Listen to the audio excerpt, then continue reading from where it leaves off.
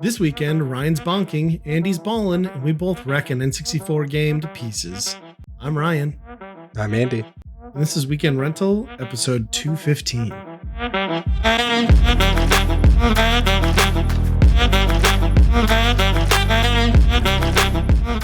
Hello, everyone, and welcome back to another episode of Weekend Rental. Andy, how have you been? Oh, not too bad. Busy like always, I guess, but More house fun? Yeah.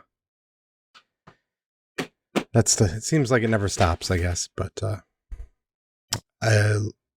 looks like a lot has changed over at your residence right now on video. Yeah.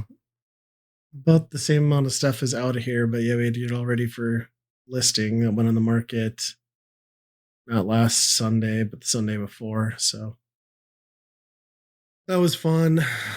So yeah, just continued fixing a few things right up until the end, and then I had our final cleaning on Saturday, and Jill's going under the sink upstairs. I just hear, "Oh fuck!" I'm like, "Oh God, what?" And here we caught it, like, thankfully, like, we were cleaning right in time, but like there was a leak under the sink upstairs, which we had just remodeled that bathroom over the pandemic. And I'm like, where the fuck is it leaking from? And I'm like looking, and I realized like it's leaking from the cold water shutoff valve where it attaches to the pipe. And I was like, fuck it, I'm out, like, on that. So Saturday, like, we were supposed to list the next day. I was like, we need a plumber out here like now. So we had to call like 3 places, finally got somebody. We had to run like 2 or 3 times to find parts. Got it done, of course. And then $400 later, like, okay, I guess we're back on track. And like, for fuck's sake. I mean, it worked out good though. Like, we caught it very early to the point where like no real damage, just some cleanup of crap out of the sink. But it's like, good Lord, what else could go wrong? So I don't know what it is about like that type of stuff, like under sink plumbing. Feels like if you touch it, like it. Right. Any different than that has been the last like 10 years, it's broken. Like something's happened. Yeah. And the only thing I could think is like maybe we bumped it potentially. I don't know. Like, yeah. But there's no reason for it. So, I mean, I got an old house, so stuff happens. But yeah, so that pissed me off. But got it done, got it listed. Then we got to like the showings. Like, that was a whole shit show because like they put a thing on my door for the key instead of just putting it on the handle. I don't know why she didn't want to put it on the handle. She didn't. So it was like this thing that like hinged onto the back, and that was binding and like causing the door to be all weird. And then we had people coming through and we left them like a back door key in case they locked themselves out so they could walk through the house instead of walking around. Well, then some idiot locked the deadbolt, locked Jill out on the first day because we don't carry keys because we have keypads and we don't use the deadbolt. I mean, why would we? Mm-hmm. I didn't even know that the key, apparently it was the front key, works in that. So that was great. So I had to like, I ride that electric bike to work. So I'm like, it's going to be half an hour. So like I messaged our realtor, like, can you get somebody over there? Cause it's going to take me like forever to get home. So that happened. Then she's like, well, so I'm like, let's take that key off of there. So we take the back door key off. Then I also tape over the deadbolt. And then 2 days later, some dipshit decides to tour the house again. And then instead of locking it with the key, cause they don't have it, they just locked the deadbolt from the inside, then left out the front. Just like, I told my realtor, I was like, I fucking give up. Like, I'm done. Like, luckily that time I had keys on me and the wife was with me, but just like, Jesus. So yeah, that's been fun. I mean, I suppose that there's a lot of liability involved with that, where they're like, basically they're just going to lock every freaking thing up so they can. But if it's not locked when you were there, right? Like, don't touch it. Yep. So I'm like, short of pulling the deadbolt out of the door, I don't know what I can do here. So yeah, so that's been fun. And then we did get offers. We got 2 full price offers within 2 days. So wow. Took the first one because the other one was VA, which I think VA is more strict than FHA. And I'm like, this is a 75-year-old house. We're not dealing with that. So we'll see what happens. We got their inspection this Friday. So I'm just trying to get like last minute things done. Hopefully it goes smooth. There's no like major surprises. I mean, it's an old house. There's going to be shit, but you're buying a 75-year-old house. What do you want? Right. Yeah. And they're already like, everyone's been like so worried about the roof. I'm like, the roof looks weird. Like, it's old. Like, they put shingles over shingles. Like, it's not a traditional flat roof. It's like, it's supposed to have like ridges and stuff. So like, it's not leaking. Like, let's not yes, it should be replaced the next few years, but you're fine. Right. Yeah. And at that point, you can scrape it all off, right? Right. Yeah. At this point, it's like, I don't want to put a new roof on it. And you'd be an idiot to put a roof on this time of year anyway, because it's not going to get enough heat to like fully melt and like get you through winter. So like just bite the bullet. Like it would cost me like $2,000 myself to do this house.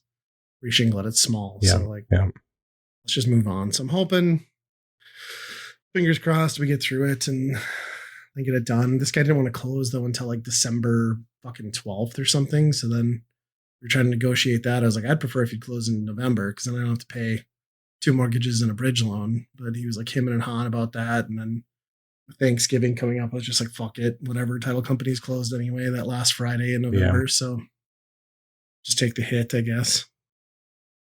But yeah, then working through stuff with our new house. Turns out the bat guy that showed up found bats. Weird that the inspector that had visual evidence of bats knew more than the dipshits who lived there.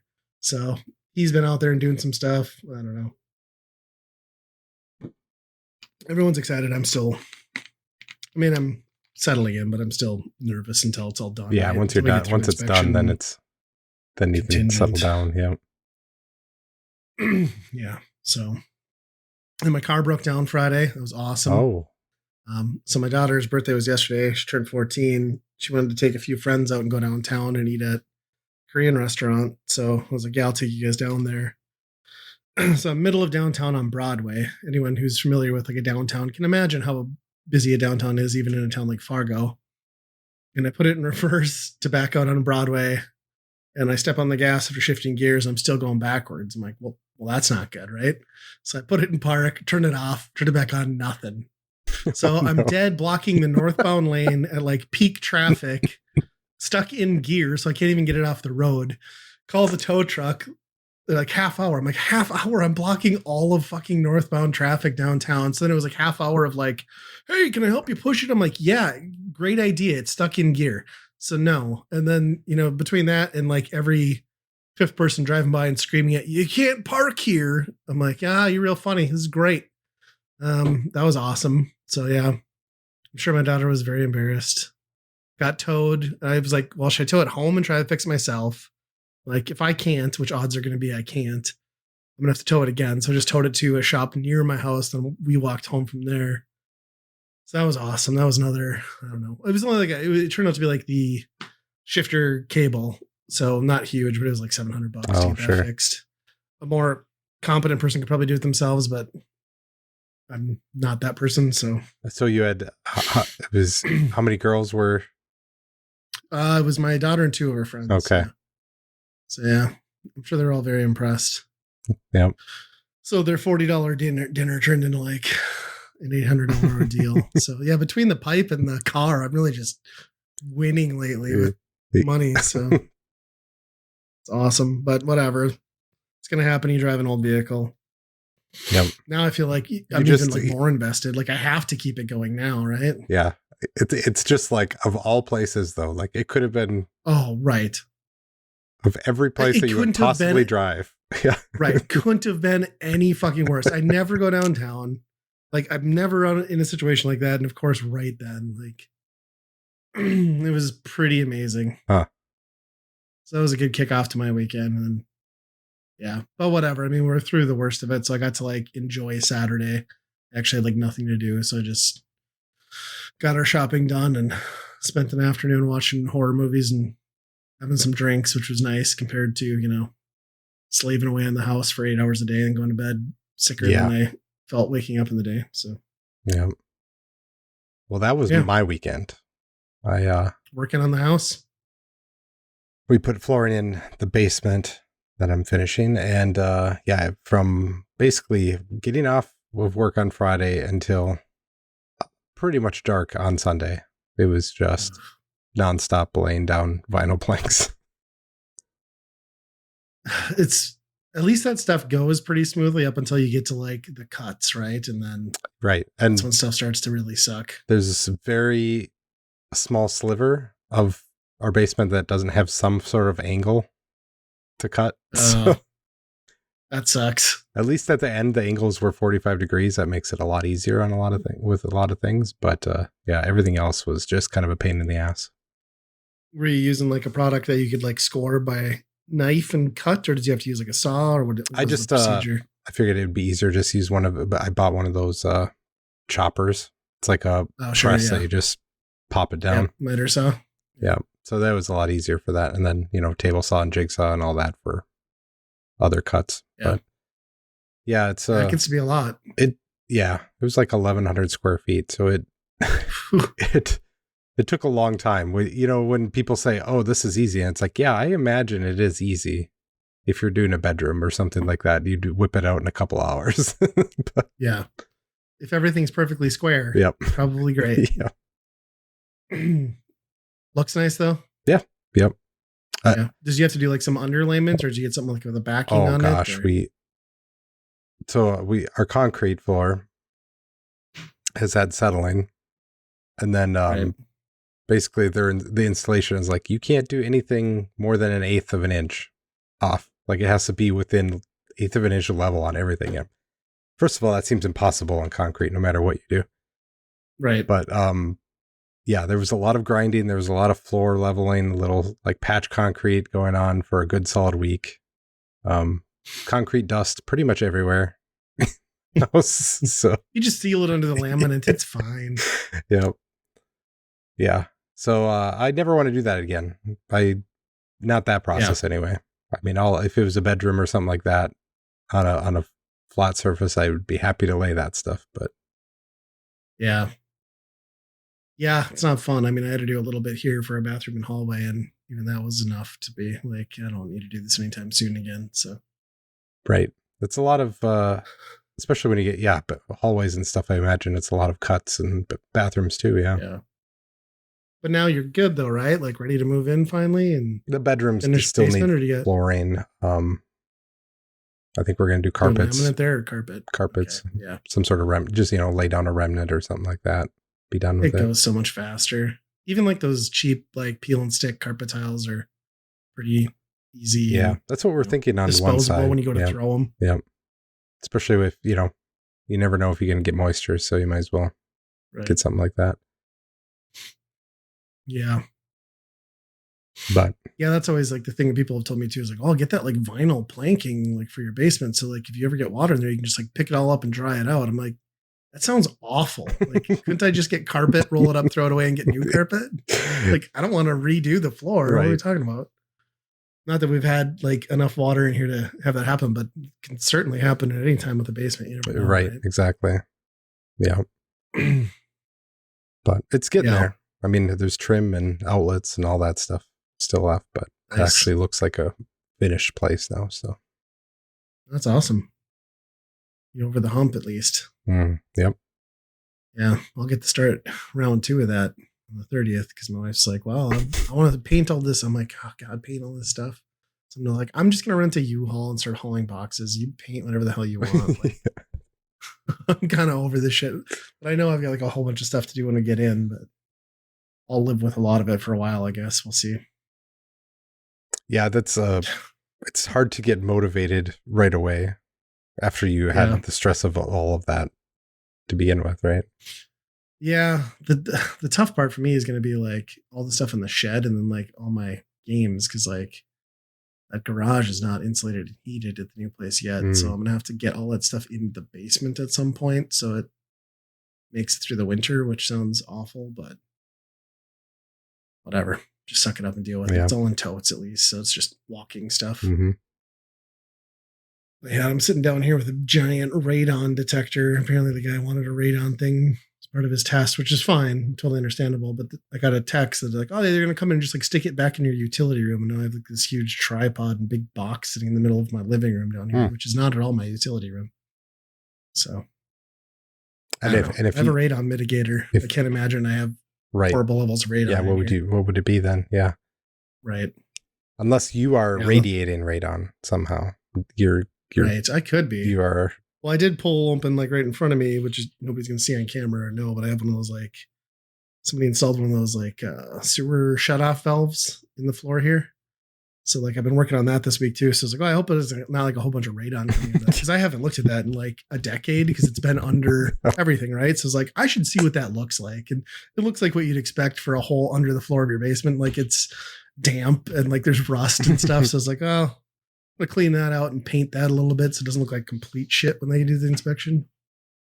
But I figured I better have it visible for the inspection because I don't want the guy to move in, do his final walkthrough and be like, why is there like a giant hole in the floor and no carpet there? Yeah. Which is what they did to us. I didn't know I had it until we closed. I was like, oh, cool.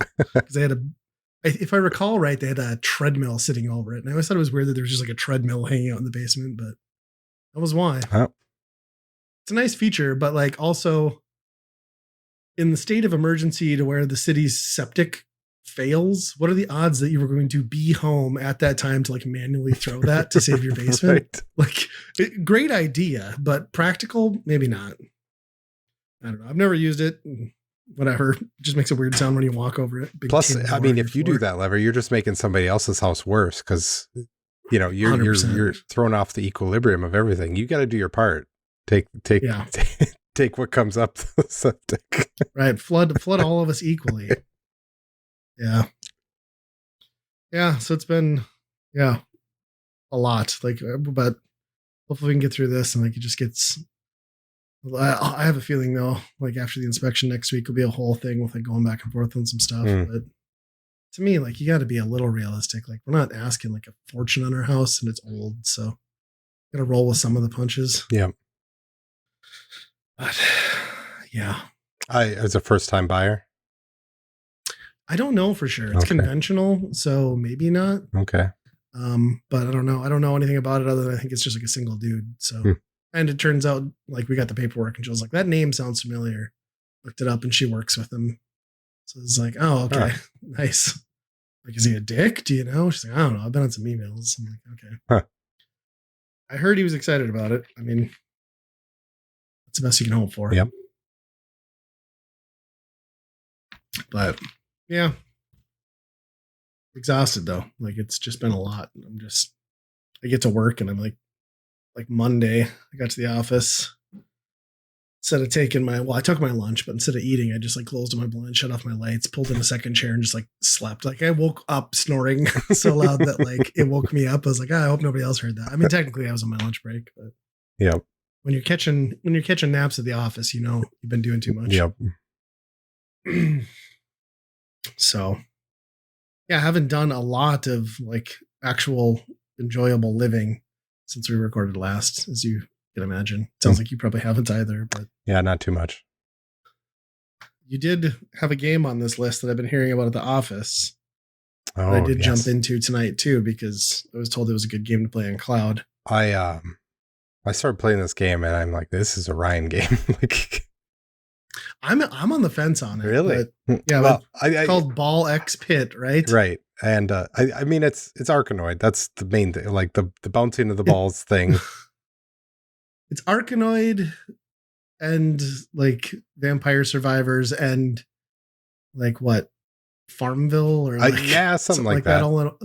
I don't get the second half of the game. Like that's not my thing.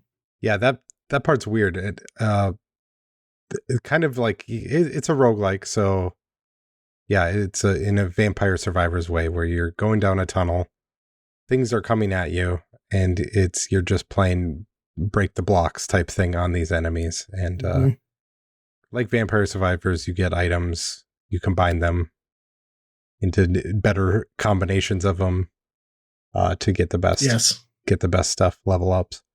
And after your run is over, the way they do kind of your persistent upgrades is kind of like a town builder where you're putting some farming stuff down to get resources and then using those resources to build buildings. That's how you get new characters, upgrades, that type of stuff. But the interesting part about that is like you also like bounce your people around on this grid to harvest the different resources, which that part is like, wow. It doesn't feel like a fully realized addition to the game. That's how I feel about that. It is weird. It never gives you exactly what you want, you know, because it's like there's too many variables on how those little guys bounce around. to actually on a timer tell. that's so short. Right. It's like what, 30 seconds? Yeah, it's not even. 15 It's maybe? like 10 maybe. Yeah, it's not very much, and you'd never feel like, oh yeah, you planned exactly for it. So I agree. I think that part's a little half baked, because I think the persistent side is a really important part of a roguelikes, because you're trying to make your build, and that part slows you down, costs you extra runs. The main gameplay too reminds me of like a game I used to have on the Genesis that was kind of like this too, where it was kind of Arkanoid, but you were battling forward. Like I sold it to Brandon at a swap meet a few years ago, and that's kind of what it reminded me of a lot. The one thing I don't like about it though, like from a roguelite perspective, and like there's something to be said about you know, the random scaling and like leveling, but the simplicity of how like a Vampire Survivors does it, where for the most part, yes, you want to think about like your multipliers, but you can kind of turn your brain off and focus on the game. Where this one has some stuff that like is crucial to you winning your run, where it's like increased power for banking off walls or hitting enemies from a certain side. So it almost like you have to really pay attention to what you're upgrading and make sure you're following those upgrades to win, which isn't in itself bad, because like you know how to dominate, but it kind of removes some of the brain off element where you still have to really focus on how you're attacking.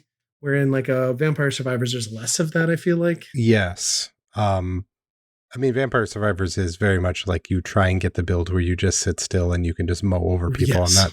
And that rarely happens in here. If it does, it's only for a very short period, and then you're kind of back on the fence again, back on your heels. And yeah, I think the characters differ so much that you have to play them a specific way. Like there's ones that are very much you want to get the balls in the back and hit them from the back, or there's ones that you want to bounce a million times off the sidewalls. And so there is a lot of that. And I think the one part that really, I don't know, it kind of disappoints me a little bit that it seems like the only way to really get fast and progress early is to max out whatever balls they give you. Yeah. Mm-hmm. You can't start doing like a build that you want, because you fall back. Like if you only have 2 balls and then you're getting all these passive upgrades, you're going to die because you just don't have enough special balls. And if you end up with balls that don't really like combine or do anything cool, then your run is kind of over anyway. Whereas Vampire Survivors, I feel like if you took the right things, you could just level up that one thing for a good while and be fine. It also feels like it's very dependent on like a half dozen failed runs with each player to get their XP up. Yeah. Which doesn't feel intuitive as much as it feels like padding out the game. Yep. So I do like how the bosses are essentially like bullet hell after that. You know what I mean? Like it's kind of neat that you've got kind of like 3 gameplay types in here. And it does the thing of like one more run, right? But I didn't feel like overly drawn to it in the way that I maybe would with something that was a little more polished. Like there's a lot of good ideas here, but there's just a lot of stuff too that's tedious. Yeah. There's one idea that I like quite a bit, is that when you start a new run, oftentimes it'll, show you all the different characters that you can pick. And one of them will say, plus 25% coin if you use this run. So it kind of like gives you you can kind of be mindless about it. You're just like, oh, that's the one. Let's just do that one and go for it. It kind of turns into we're playing this game. You're just playing the game. It's not a whole lot of really getting irritated trying to max out one person. You're just there to keep doing the run over and over and over again. And it is nice, like it kind of values your time knowing you're going to repeat, because like a full run on like the early levels is like 15 minutes, right? Like, so if you're 100% successful, that's the most time you're going to sink into it. I mean, there's ones that I'm like 2 minutes and you're dead just because it just doesn't work 100%. I've had some of those too. Like my first couple, like after I beat the first one and then I went to the second character, like I don't think I made it like even to like the first sub boss. Yep. It's just like over. Yep. But yeah, it's cool. I like the whole evolution system, and I just wish the core gameplay felt a little more loosey goosey instead of like frustrating at times. And like that whole thing when like you're getting backed up and like the whole screen like is full of enemies and they're all doing like that like marching kind of like sound effect towards you, just like really hits your anxiety buttons and you're freaking out. But it's cool. I don't know that I would have picked it up if we're not Game Pass, so it's another, good excuse to still have Game Pass, even if it is overpriced at this point. Yeah, I don't think I would have tried it out. Like I saw it on Game Pass and then I saw that I'm like, oh, this looks interesting. Yeah, it's all right. Mm-hmm. It's got a lot of weird ideas thrown together for sure. I'll probably keep at it for a little bit, but since we talked last time, I think you mentioned that 3D Vampire Survivors Mega Bonk on the last one, and then I heard a couple other podcasts talking about it, so I actually ended up installing that last weekend, which I need someone too to also explain to me how Steam credit works, because for the life of me, I bought 2 games now. I can't figure out how to apply my $5 in Steam credit to any of my purchases, so I need a tutorial on that. But anyway, it was only $10, so I bought it. And Mega Bonk, obviously, it's only on Steam right now, but it is just 3D vampires, very much in a PS1 art style, maybe running on like a Dreamcast hardware, let's say. That's about what you're going to expect from the visuals. It's heavily inspired directly from Vampire Survivors. I mean, a lot of the stuff and like some of the humor and like the stuff is cringe in the text, but it's got a pretty good gameplay loop. I don't know if it's going to have as much legs for me as like a Vampire Survivors does, because it's just not as polished and the levels are a lot smaller. The movement seems more interesting for sure. Yeah. And like and the fact that it's in 3D gives you like, there's some great multipliers for your power, like, increase your jump, get a double jump, get a power up that increases your shots fired while jumping by or damage done while jumping by 30%. So then you're just like fucking leapfrogging all over the place like a madman. It's cool. I've only unlocked 3 characters, but I have completed the first stage with one of them, at least tier 1. And I've unlocked the skateboarding skeleton guy, which is kind of cool because you're playing like a crappy Tony Hawk game, and then at that point, and he's like kick flipping all over the place. I don't know. It's definitely rough around the edges, but it's still got that same like, all right, one more run thing. So I've been enjoying that. I've maybe sunk, I don't know, 3 hours, 2.5 hours into it. I played like 3 sessions so far. Okay. Yeah, I want to check that one out too. When does this stuff, what's the shelf life on this stuff? I mean, you can only have so many of them, right? Yeah. Like, I don't know. Like, I want like a true sequel to Vampire Survivors at this point. Right. Updated to like 32-bit visuals. I mean, keep the same top down. I like that perspective, but yeah.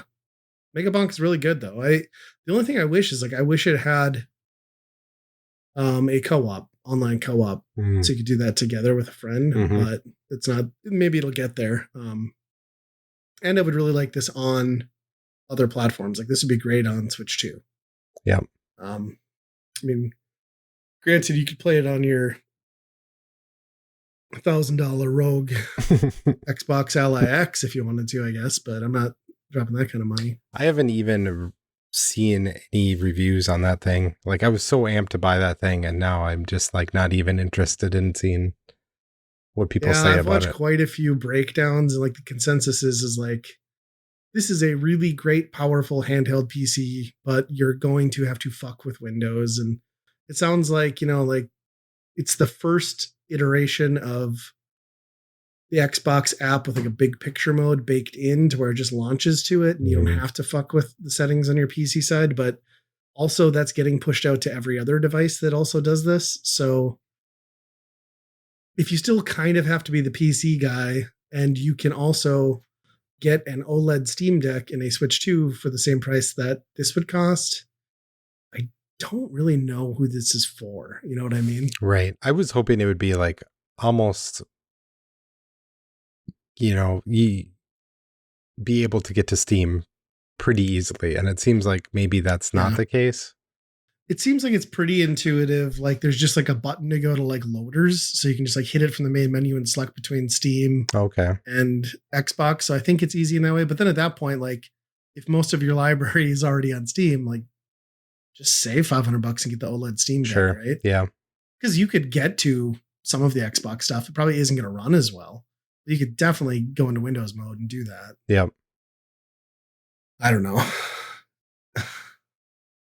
It's just this the point where we're at with Xbox anymore is just like so questionable and laughable.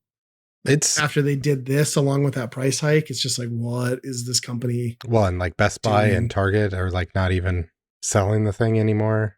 Costco is taking the console. Yeah. I mean, when you go to any store that carries Xbox, they for sure have the least shelf space. Although I would argue PS5 and Xbox are not that much far off on like the retail presence of most of these big boxes.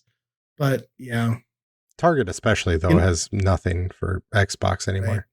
So I don't know what like if they're just they're acting too high and mighty on their agreements with their retail and they're burning a lot of bridges there or what's going on. But I just think they've built like an ecosystem that doesn't function on physical media, right? Mm-hmm. And then like I've been watching a lot of people talk about how like they really fucked up, with the last generation, which is true because the Xbox One generation was the one where a lot of people started going heavily digital. And a lot of them didn't do it on Xbox. So if you're going to move forward in a digital future, you're going to do it where your library is at, right? Yep. And Xbox for most people isn't it, which is totally true. I mean, say what you want about the PlayStation OS and interface, but like it's been consistent for, 15 years now, and it all carries forward. It all works. And the same can't be said for Xbox to a large extent. Right. Yeah. And it sure seems like the next whatever thing they're going to make is going to be just a PC with a heavily front end Xbox. Mode. Yeah. Right.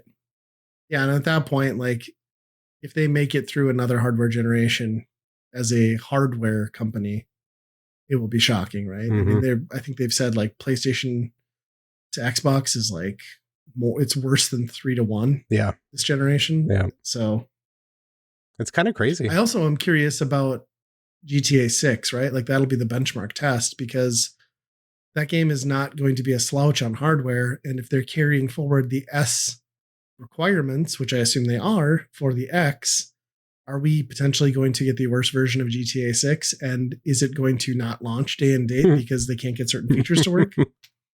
That's a real concern. Yeah. And that's the game of the century. Yep. You know what I mean? Yeah. I wonder if at some point they're just like the S can drop because I mean, it's been a few years. I mean, that was a cheap hardware already when it came out, and it's been quite a while now. And it's great for what it is, but it has hampered the underlying next gen, performance of. I mean, look at Baldur's Gate. I mean, PlayStation got a exclusive for free essentially because it took them another 7 months to get to Xbox because of the S. Yeah, because they couldn't get co-op working the way they needed to, which is crazy. It's and the fact that normally we would already be looking at next generation coming real soon with these things already just seems mind-numbing when you look back and like what was even on these things. I don't know. Yeah, it feels increasingly, and it's felt like this for many years now, but it feels like increasingly like get a fairly decent gaming PC and buy your Nintendo console. Mm-hmm. And you're set. And I think that's going to be more true next generation than ever. Yep.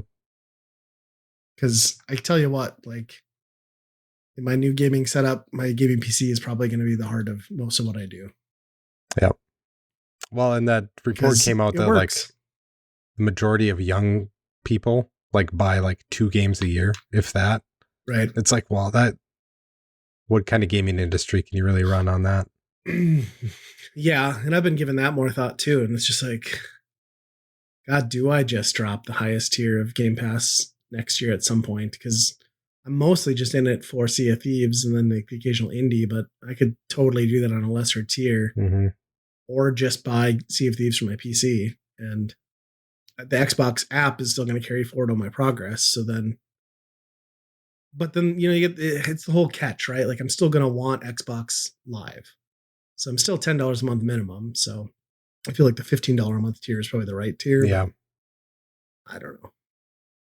I think Xbox is unredeemable at this point. And like none of their first party titles, like that news that coming out this week that like the next Halo will be very Fortnite-like. It's like, that's not what Halo is. Like, don't do that to Halo. You already fucked us enough with Infinite. Yep. You've killed all your best IPs, and you bought all these companies, and nobody's putting out exclusive games. And I'd imagine Microsoft's getting to the point where like the hardware is bleeding us dry, the branding's bleeding us dry. We either publish the shit out of games for consoles that sell, and platforms that sell, or we just scrap the whole thing, which is my biggest fear. Is we're going to lose dozens and dozens and dozens of talented studios because Xbox can't see the profit margins on their Xbox division, right? Yep. And they've spent so much money on it that, you know, they're getting pressure from investors at this point. This isn't like a scrappy little division of Microsoft anymore, because they can't be, because the trillions of dollars that they're pouring into it over the years. Yeah. And I think they're going to get backed into a corner where their investors are going to say AI, and they're going to be the ones that kind of break the seal on all of that. Yeah. Because they're already in it, you know? Yeah. It's just been weird. Yeah. Watching the breakdown on that hardware, and then like watching just like the more recent announcements over the last week. I don't get it. I also don't get why we're getting another Kirby Air Ride Direct on Thursday. Why we need another one at all. I don't understand. Did you pick up the Galaxy collection at all? No. Okay. I didn't either. I've seen it in the store. Yeah. And I'm like, oh, I already own both of them and have that 3D collection. So yeah. I didn't pick up the Pokemon game yet either. Really slacking, I guess. I don't know. And the Pokemon game, you probably know better than I do, but those are just updated versions of last release, or is this new? This is a new one. Yeah. But it's like, it's a weird version of it. It's almost like the last Legends game that came out was really weird, because it's just like nonstop catching Pokemon. It's like catch 50 of this Pokemon. And it's like, at some point it was just like, what? This is crazy. It's just too much. Yeah, it's just a collection fest at that point. Yeah, sometimes adding objectives for the sake of padding out a game is not the right direction to go. Yeah.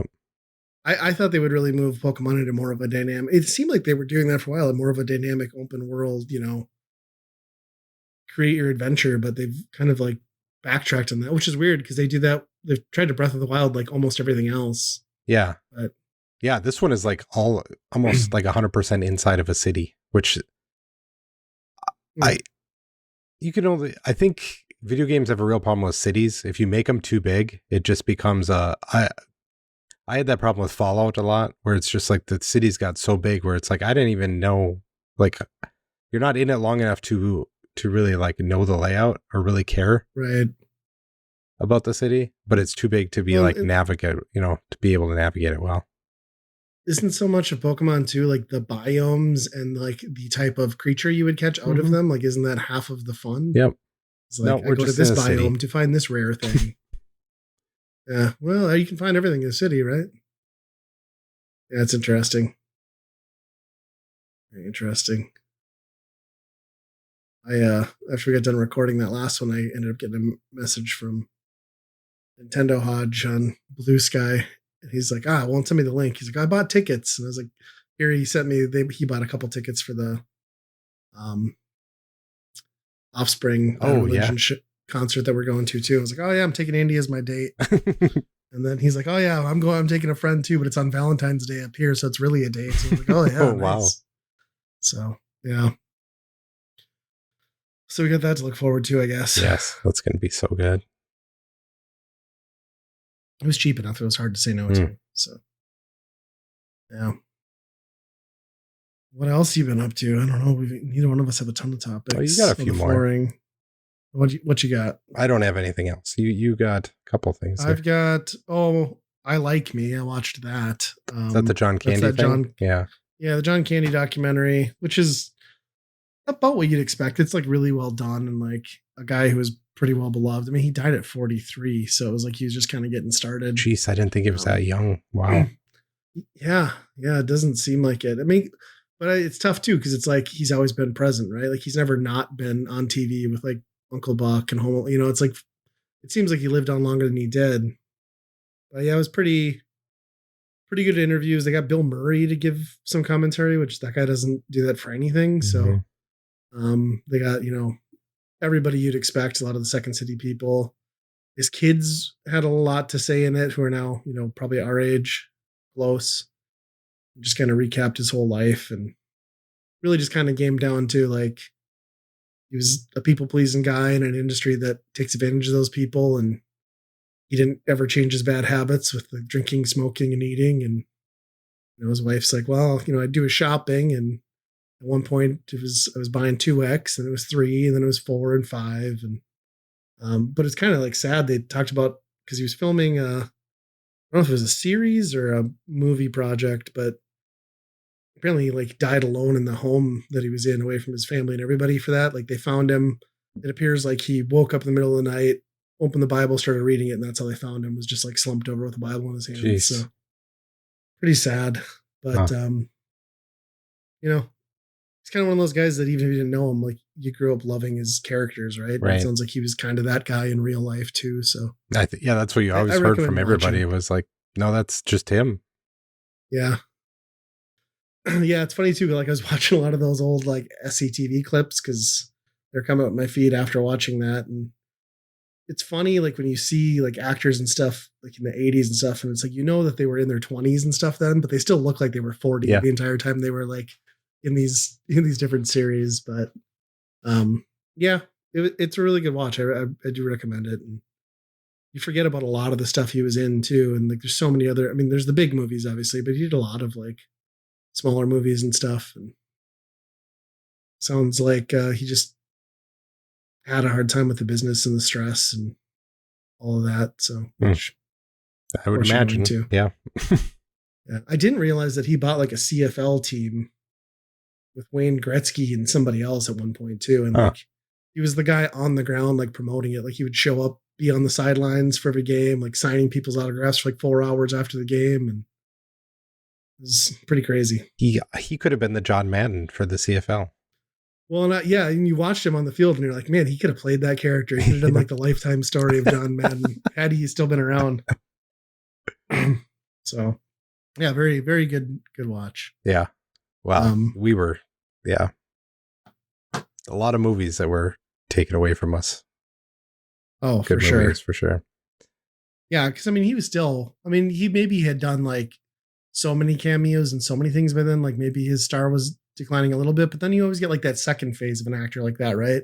Where they probably start getting some more dramatic roles and like have a resurgence. And he had a tough time in today's landscape, right? Where like comedy doesn't sell, but he did like that, was it that Kennedy movie where he played like a dramatic role with him and Harrison Ford? Not Harrison Ford. Who's the other guy that sucks?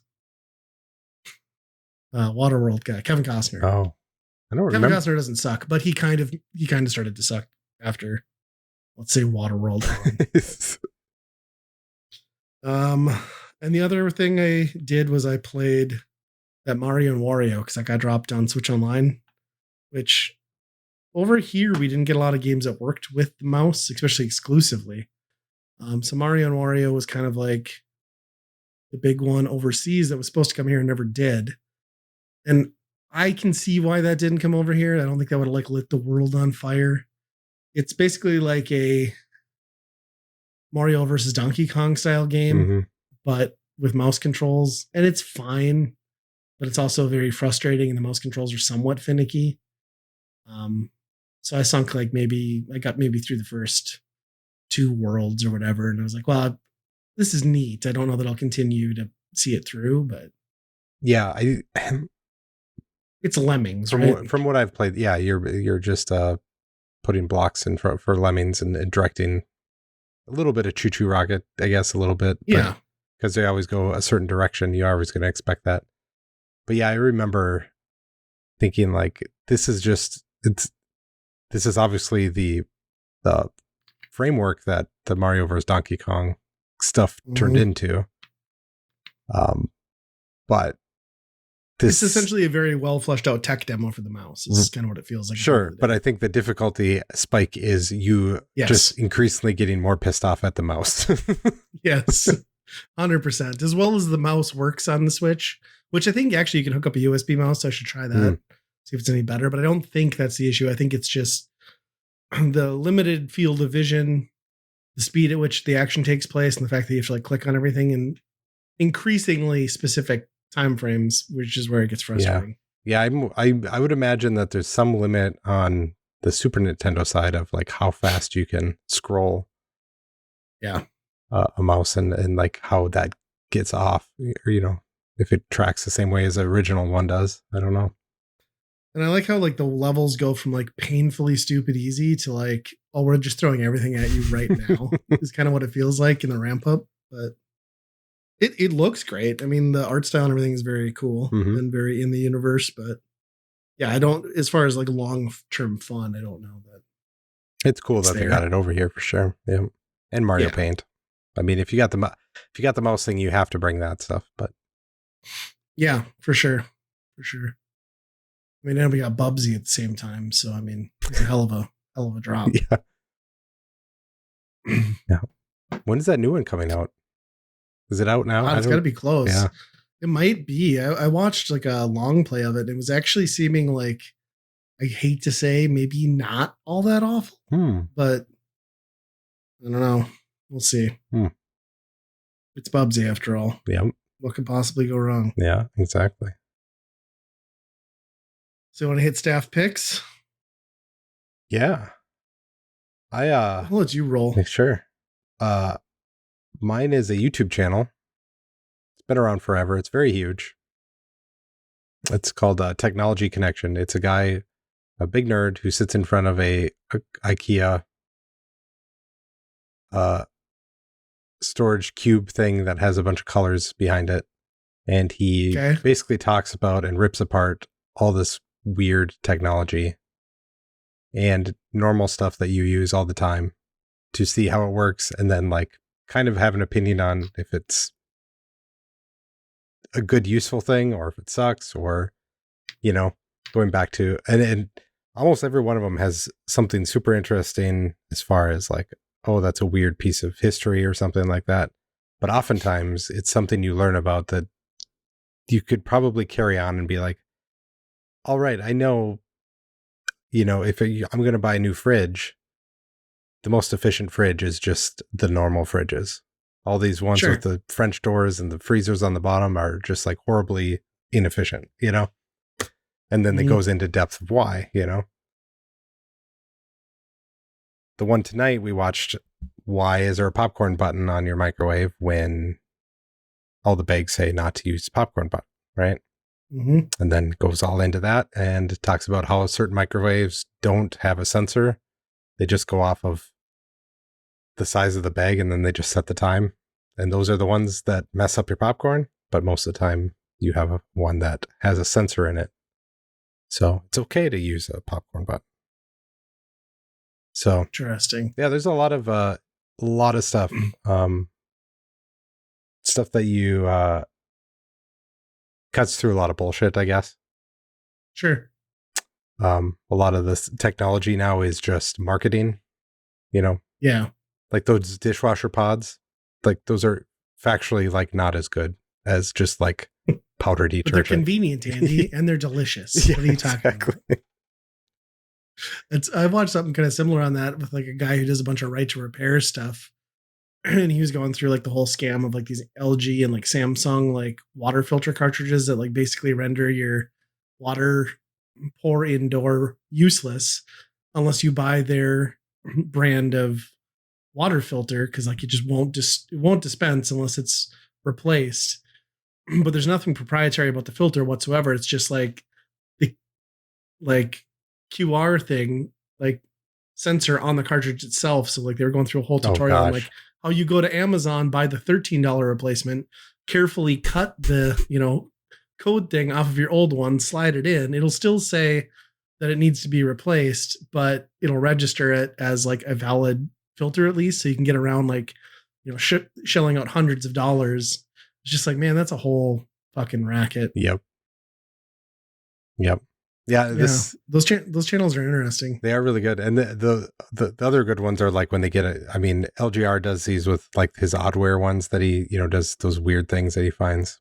He also, this guy also does stuff like that. And one of them I just watched was, it's called the TV Guardian. You hooked it up in between your VCR and your TV.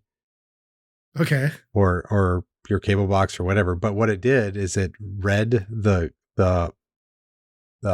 signal to pull out the closed captions, and then it would find swear words, and then it would modify the captions, and then it would mute the sound. Really? Yeah. So it would modify the captions to like blank out the swear words or turn it into a whole different thing. It's, like a TV edit type of thing.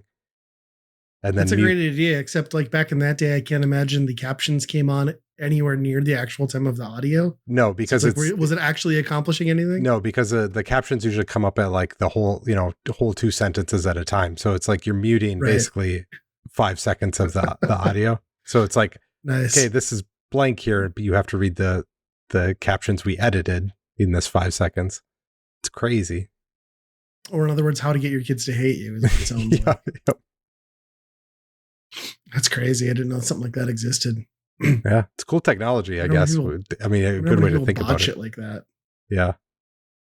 It's interesting. Yeah. Well, I thought maybe it would be like smart enough to be like, no, we're not recording. We're not going to let your kid record like Skinamax on your free HBO weekend to your VCR. That'd be better technology. Yep. Yeah. It's funny. I'll have to check that one out. Technology Connection, huh? Yeah. That sounds good. Mine is an easy one because, I was pressed for things. But during the pandemic, all the taco. So anyone who lives in the upper Midwest has maybe heard of Taco John's. They're basically like the equivalent to Taco Bell, but more expensive, slightly better quality food. But they have potato olays, which are essentially just like the coin tater tots, but they season them with taco seasoning, and they're amazing. And they're the reason you go to Taco John's. I'm an hour away and I've heard this news. So it's a big deal. Yes. So during the pandemic, ours were horribly managed by whatever company had them in town. So we went from like 5 Taco Bells down to none, which is bullshit. So like anytime you would leave town, you felt obligated to like, even if it was like 30 minutes away is the closest one, you felt obligated to like eat your Taco John's because you couldn't get it back in Fargo. But a new company has come in to save the day, and we will have 2 new Taco John's within the next year. So I can have my like maybe once or twice annual trip to my local Taco John's and get my 6-pack and a pound of potatoes. Yep. So yeah, that's very excited about that. Potato olays are totally. I think they're a Minnesota. I think they've like changed their headquarters to Minnesota now. Oh, really? Yeah. Yeah, they're not. I mean, they're pretty semi-regional, right? Like they're through the Midwest, so. But I don't think they've like gone national. No, I don't think by any means. But I've never had potatoes like that. Or, like, no, at least delicious. Not ones that salty. Yeah, they will. Then they're just full of grease. Like they're going to kill you 100%, but they are delicious on occasion. And I do like that they like actually make their taco meat in store. Like it's not pre-processed from a bag like Taco Bell, which again, guilty pleasure fast food. Taco Bell is probably my favorite. Mm-hmm. To have Taco John's back. What's killing me though, is they're not even, well, some of their old stores have been turned into other things, but we have a couple that are just sitting empty, and those aren't the ones that they're bringing back necessarily. I think one of them is, but to remodel like a completely new location when you had essentially everything you needed, I would assume. I'm sure they were weird. Like still branded, or, the building, they kind of have weird building branding, right? So. Right. All you had to do is put the sign back up and put the kitchen back in. You think you'd be good. But I mean, a couple of locations were not great. So I could see them getting, it sounds like the first one's opening in South Fargo, which is for anyone who's around here, like everything's building south. So, So yeah, Taco John's. It's back. Excited for shitty fast food again. Now I can leave town and eat other things. So it'll be nice.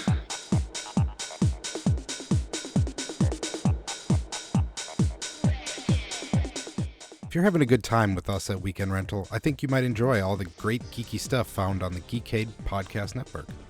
They've got podcasts about games, music, movies, and more. Plus, if you order off their secret menu, also known as the Geekade Patreon, you just might find an exclusive movie podcast hosted by Ryan and myself. Check it out over at geekade.com.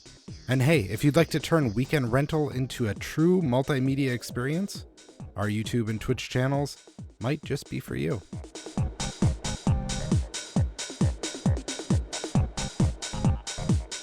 But I guess it's a quick episode here, but we're already on to the Weekend Rental. So the Weekend Rental, of course, we play a game for a given system, give our opinions as to whether we would buy, rent, or burn that game.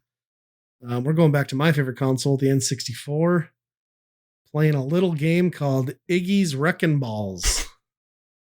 And boy, this is a game. This has not changed my perspective on the N64. I will say that. I remember picking this game up to look at to rent it, and I remember putting it down to be like, this is not good. It cannot be good. It seems like it should be a puzzle game based on the name and the front, but in fact, what it is 3D Uniracers, I guess, is the best way to describe it. Yeah, as if you were also snood characters, I think. Right, with weird personalities. Yeah. So everything is like a race, a 4v4. I mean, you're racing, you and three other opponents, racing on like essentially these endless looping tracks that are very short, usually just 1 to 4 laps. Cool, and I air quote laps because like you don't even complete a circuit, you just get teleported back to the beginning. Yeah, and they're just I mean, it's not even like racing or how you would normally view it. It's like it's platforming with a grappling hook to some right, and you're just a ball, and it's such a weird concept to.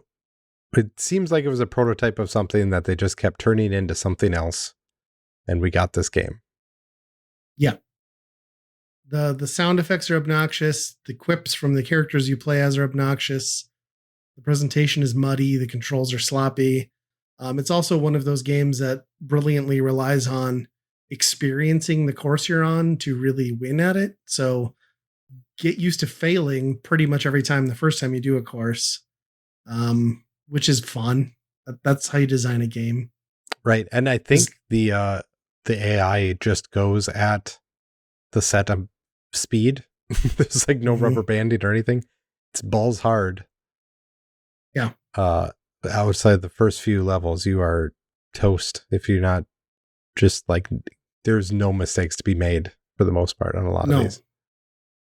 No, I am not ashamed to admit that I put the least amount of time into this that I have any Weekend Rental in years, because within 20 minutes of this, after I was like, oh, let me try a different mode, and doing the multiplayer mode and realizing that was infinitely worse than just the main mode, I kind of just couldn't do it anymore. And this is probably some kids like guilty pleasure on the N64, but it had to be a time and place thing. Like there's no visiting this now with like fun coming out of your experience, I don't think. No. I mean, it's unique. That's for sure. There's not many games that are like this. For a reason. Yeah. I mean, maybe you could make the argument that if you had 4 players, like all 4 of you were doing this, because you can co-op, then there's something good to be had, right? Because you can grab other people and smack them around and do that. That would be kind of fun to do with your friends for sure. But I don't know. Which I didn't discover until I was like quite a ways into it, and I was like, oh, there is like more to this than just racing the opponent, I guess. Yeah. But most of the time, I mean, you have a very brief window of that happening. It's not like you're on a Smash Brothers right platform, where you can chase them down. You're just constantly moving to the next thing with that. If you're not right there next to him, there's no shot. It just kind of boils down to like short 15-second platforming segments to then loop back and complete the same platforming segment. And yeah, that's the part that I guess that really gets me is that the first, I mean, if you don't know the level at all, the first lap, I guess, is what you would ever call it, is kind of exploration, like definitely making mistakes on where to go sometimes. And then you do it the second time in the third lap or whatever, and it doesn't seem like I get much faster. Like I'm not gaining on the characters, Right. the other opponents. So. And the jump and grapple mechanic is incredibly finicky for what it like. There's two things you can do in that game. Like those two things should be tight, but like sometimes the timing on like the jump and the grapple, and like you have to have your D-pad or joystick in the right angle. Like it's really frustrating. Yeah, for like a race, I don't need two different like jump heights. I used to like be able to grapple to. Just right. Let me make one single jump and perform the grapple, and I'm there. Right? You know, not a varying height to really nail it. Like, it doesn't need to be exact science on that. Yeah, it seems like for as simple as they had it, it should have been more polished. But yeah, I think there's a reason like you don't hear about this one talked about. It's just, I bet you're right in that this was just like a regrettable rental on the weekend when you couldn't find the game you were actually looking for.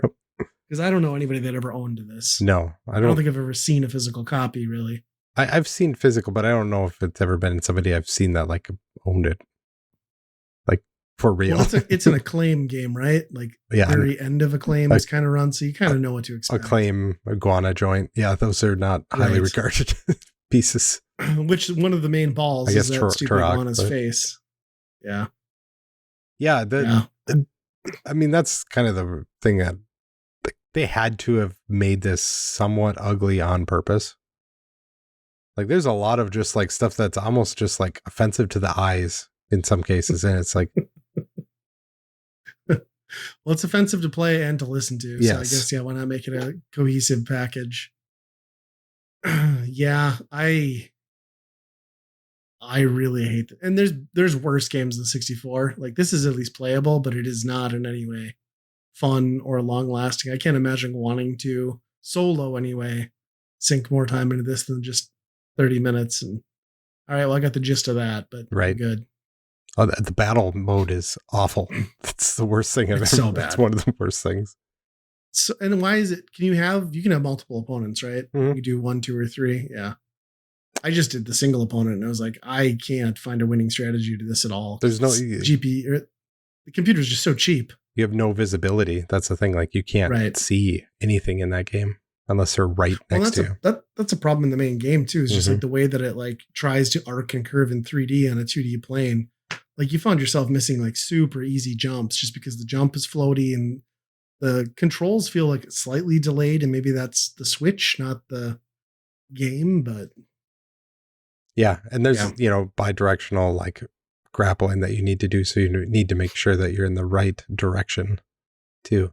I've caught that where it's like, yep, you just miss a grab because you were like slightly too far off to the right or left. Right, and so it's going straight right. It's like, well, on a normal analog, it should, just go at whatever angle I'm pressing the analog stick at. Yeah, and for the most part, they only want you to grapple, like in the main game at least. Maybe it gets different later on, straight up. So it's like in the race mode, why not just have your grapple be a thing that's like always, relatively straight up and not allow you to completely pooch it and shoot it sideways? And, yeah. I mean, that's a skill argument, I guess, too, but it doesn't make it any less frustrating.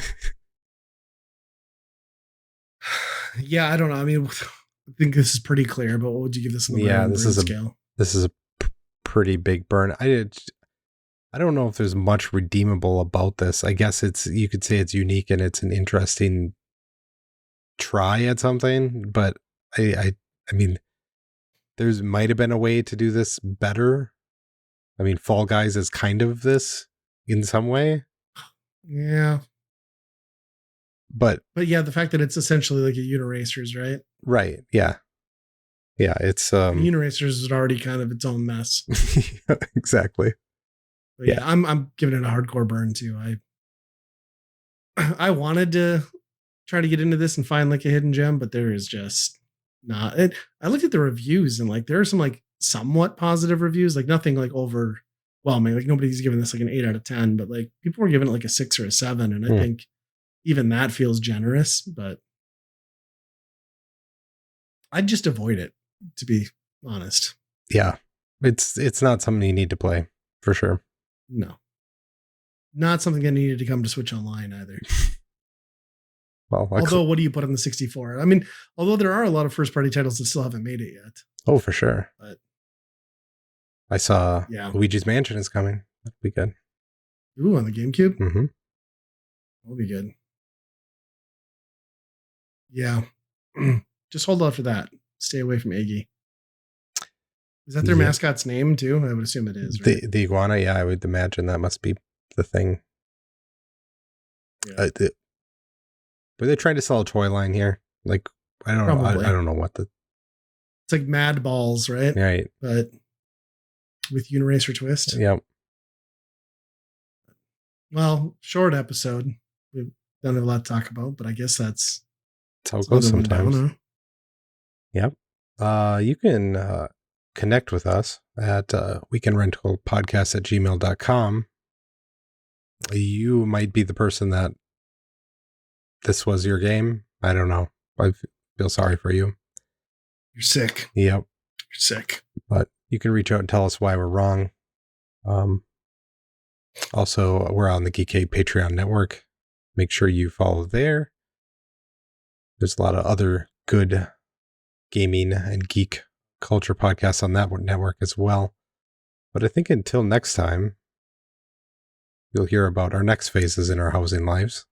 But until that... We're the housing podcast, yeah. Till that time, be kind, rewind. Bananas.